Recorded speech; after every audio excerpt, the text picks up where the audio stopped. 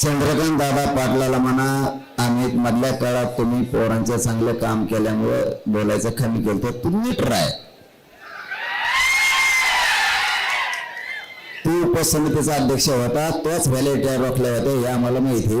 मराठीच्या शाख होऊ नको, इथून पुढे बोलू नको चंद्रकांत पाटलाला म्हणा, नाही तो निटोबा मराठी काढतील मग. कारण या चंद्रकांत पाटलानेच आमचं व्हॅलेंटियर रोखून धरलं होतं मुख्यमंत्र्याच्या सांगण्यावर, हे आम्हाला चांगला माहिती. त्यामुळे इथून पुढे वचवच करू नको, कारण तो का लांब नाही. कोल्हापूर म्हणजे तो आमच्या घराण्याच्या कसाट्यात हे ध्यानात ठेवणं.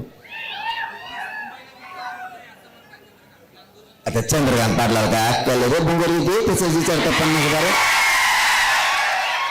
त्याला अक्कल अशी फुलं असतं का, त्याच्यामुळे त्याला काढून टाकले.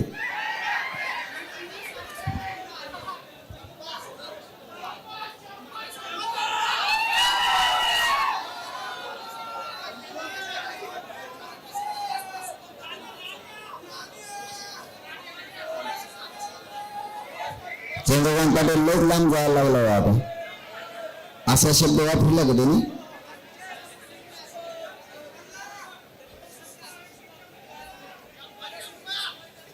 नाही, चंद्रकांत पाटलाने असा शब्द वापरला का नक्की? मला खोटे सांगू नका.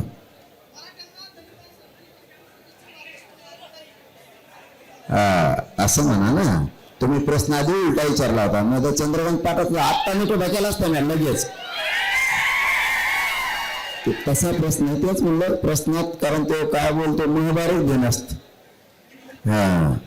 ते तसं नाही बोलून जर अंगावर आलं त्याच आहे, तर त्याला महाराष्ट्र सोडून द्या, दिल्लीत राहायची पंचफोडी ह्या शब्दामुळे. एक राजकारणाचे शब्द बोलावे, पण कोणचा शब्द बोलायचा आणि कोणचा नाही बोलायचा तो समाजाचा अस्मितेच असतो मराठीचा. मला माहित होत तो शब्द तो बोलणार नाही.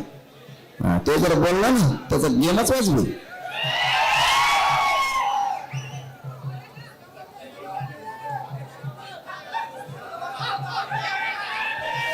थांबा रे.